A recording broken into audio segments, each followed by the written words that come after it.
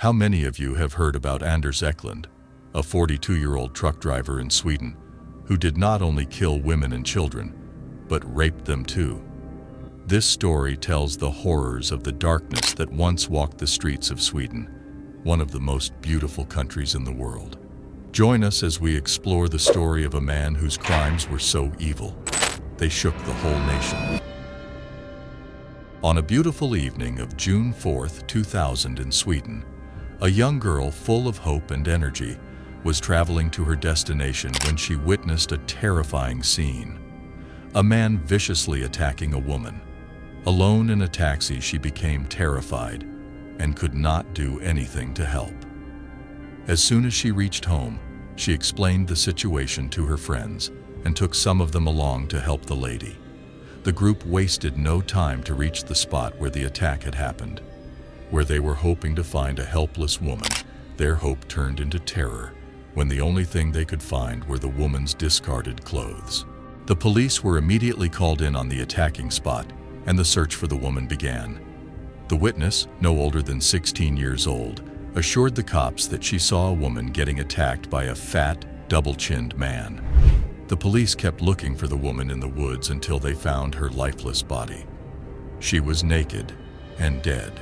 Upon examination, it was revealed that the woman was sexually assaulted and then strangled to death. She was identified as a 31-year-old woman, her name, Pernilla Hellgren. The police found the convict's DNA on her body and collected it for further investigation. In the initial days following the murder, the police were actively working on the case and managed to compile a list of 64 suspects that could have been involved in the tragic murder of Pernilla Hellgren. However, as days went by, the case gradually went cold. The list of the suspects remained untouched, and the DNA sample collected from Pernilla's body simply remained there as evidence of a murder. 8 years later, in 2008, the same DNA matched with a guy's who was recently brought in for the suspected murder of a 10-year-old girl. His name? Anders Eklund. How did it happen that a man murdered a woman in broad daylight and still managed to walk free for 8 years? More importantly, how was he finally caught? It started on a fateful day of 5th April 2008. The children were paying freely, and the laughter of innocence echoed through the streets.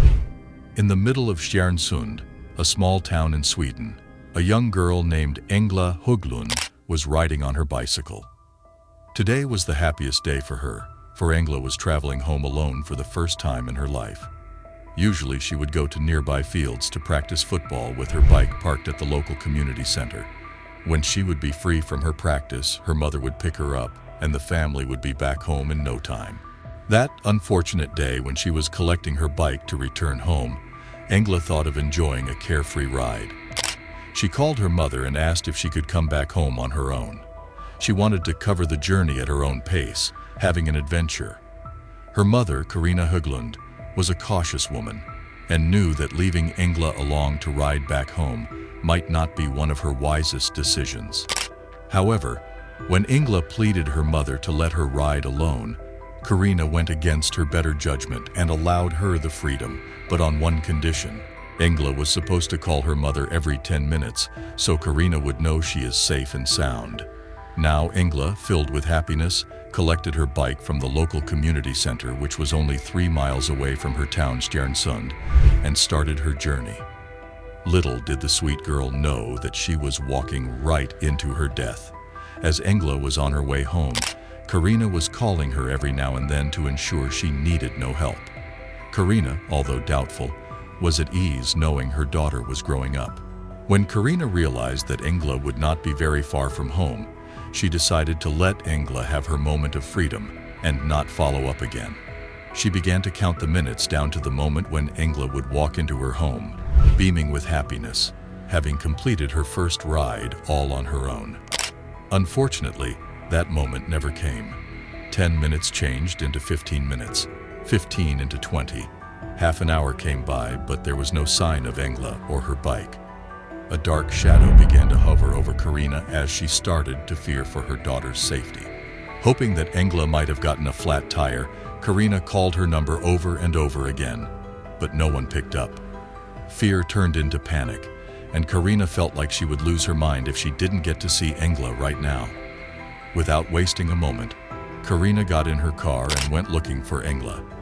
She drove all the way to the local community center, searching for her along the way, but Engla was nowhere to be found. Disappointed, she steered the car to where Engla's friends lived, hoping that she might have stopped by one of her friends. To her dismay, no one had seen Engla anywhere. Trembling with fear that Engla might have been lost somewhere along the way, she decided to take the route back home. When Karina was around 200 yards away from her home, her eye caught something in the woods she didn't believe. It was Engla's bicycle. Karina went into a state of panic. There was no way Engla, a 10-year-old girl, would manage to pull the bicycle into the woods. Imagining the worst might have happened to her daughter, a chill went down her spine. She began to look around the bicycle in the hope of finding her daughter, when she noticed tear tracks right next to the bicycle. They looked as if they were made fresh as someone was trying to run away. As soon as she saw the tracks, Karina called the police without wasting a single second, informing them of Engla's possible abduction. Gladly, the police took immediate notice and arrived at the spot to search for Engla. The search went on for days. The police took help from boats, conducted an aerial search with a helicopter, gathered volunteers from the town, and left no stone unturned, but all in vain. It was as if Engla had simply vanished from the surface of the earth without a trace. Days turned into weeks as the search for the missing girl consumed the town. Engla's abduction had left her family, as well as the community, gripped with fear and sadness. The days had gone dark and the nights had become fearful. It almost started to feel like Engla would never come home. The case of a missing girl in Stjärnsund became national news within days. Everyone was shaken to their core, wondering what someone could possibly gain from the abduction of a 10-year-old girl. The police were hopelessly looking for Engla all around the town when the events took an unexpected turn. A local resident of the town approached the police, stating he had important information about the Höglund case. The resident, Thomas Langton, believed he had accidentally caught something in his camera that might be helpful in finding the little girl. He placed 2 photographs in front of the police. One photograph was of Engla, taken at 2:16 p.m., riding her bicycle on her way home. The other photograph, taken no later than 2:17 p.m., had a red Saab 900 following the same route.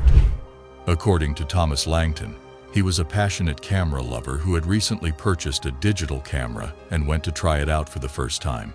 As he was testing the quality of the images, he saw Engla traveling down the road.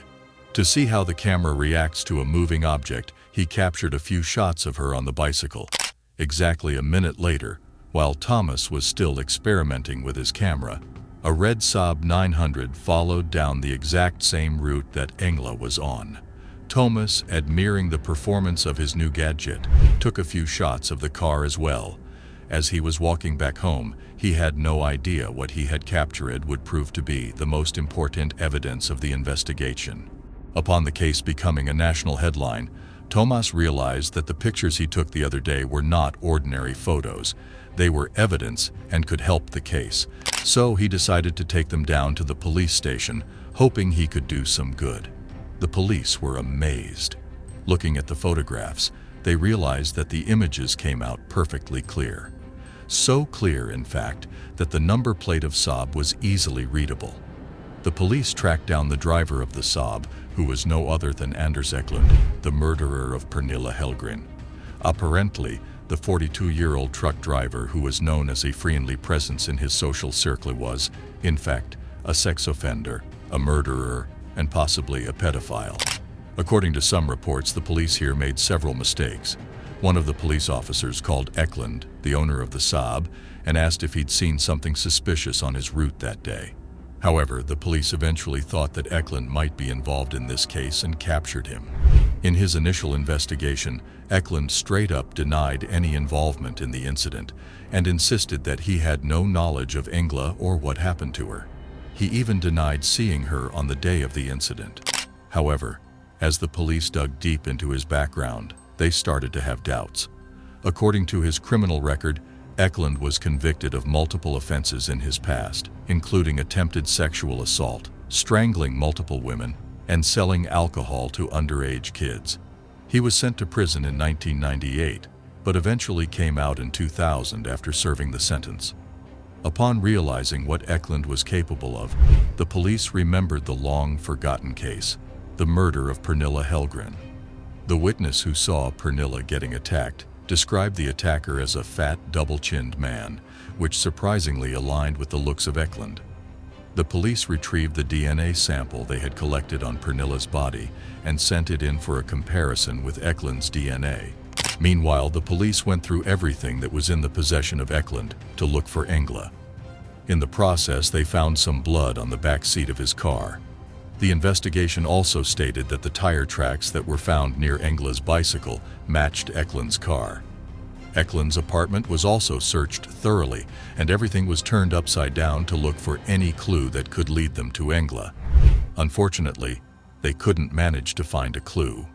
However, they found other things in this apartment that were the reflection of his sick personality. Those items were explicit images from child pornography and stolen women's underwear. On 11th of April 2008, the results came in, and the DNA found on Pernilla's body was a perfect match for Anders Eklund's DNA. Once the police got a hold of all the evidence, they cornered Eklund and pressured him until he finally confessed his crimes. According to Eklund, he saw Engla going down the road and decided to follow her. When there was no one in sight, he stopped his car to engage her in talking. As the conversation became too forceful, Engla tried to run away while he tried to grab her. Struggling to get away from the stranger, Engla kicked his leg, which threw Eklund into a rage. He pulled Engla from her bicycle, threw her in the back seat of his car, and drove away. The events that followed would shock every human to the core. Eklund beat the little girl so there could be the least resistance possible. Then he went ahead and assaulted her. As soon as he was done, he strangled Engla to death and began to look for a spot to dispose of her body. Having found a secluded area, he ditched her in and poured gasoline all over before lighting up a fire and hiding the body in the woods. He also confessed that upon receiving the call from the police officer asking about Engla, Eklund was alarmed and tried to clean his car to get rid of any blood spots. There have been other theories that suggest that the call from the police officer was an intentional tip rather than an act of ignorance. However, there has been no concrete evidence to prove the theory so far. Eklund also confessed to the murder of Pernilla Hellgren in 2000 and suggested that he would take the police to the spot where they could find Engla's remains. The police, upon finding her body, were shaken to their core. The little girl became unrecognizable with her body burnt and decomposing.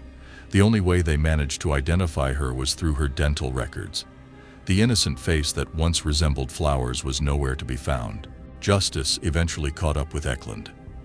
On October 6, 2008, the convict was sentenced to life for both murders and sent off to Norrtälje Correctional Facility near Stockholm. He is also a suspect in several unresolved murder and disappearance cases in the late 90s.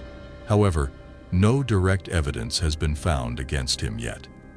Kept within the strong walls of a high-security prison, Anders Eklund has been physically assaulted several times by his inmates and fellow prisoners. His evil crimes came to an end, but the scars he left behind would forever hurt the victims' families. Engla's family mourned the loss of their daughter with their hearts shattered into a million pieces. Her funeral became a national event and was live broadcasted on television. Thousands of people cried over a tragedy that could have been prevented if the police had paid attention before. The witness in the Pernilla Hellgren case, the DNA sample, the 64 suspects. If only the police did their job by actively looking into the case, Engla would still be alive. For Karina, the pain of her daughter's absence is a burden she bears every day. Her daughter's laughter has been silenced, and her dreams have been put to sleep forever. People like Anders Eklund can only walk free because the justice system does not pay attention to the commoner's voice. According to reports, the police received a tip in 2006, which hinted towards the murderer of Pernilla Hellgren. However, the police, as they did in the past, paid no attention to it. If they had looked into the tip when there was still time, a tragedy could have been prevented. To this day, the terror of these murders haunts the people of the community. The residents of the Stjärnsund also say that the police managed to capture Engla's murder only because a resident was out with his camera. If it were not for Thomas Langton, the killer Anders Eklund would still be walking the streets, hiding behind shadows waiting for his victims. And little girls like Engla would still fall prey to murderers like him. So this was all about today's video. If you enjoyed watching the video, please hit the like button and subscribe to the channel for more videos like these.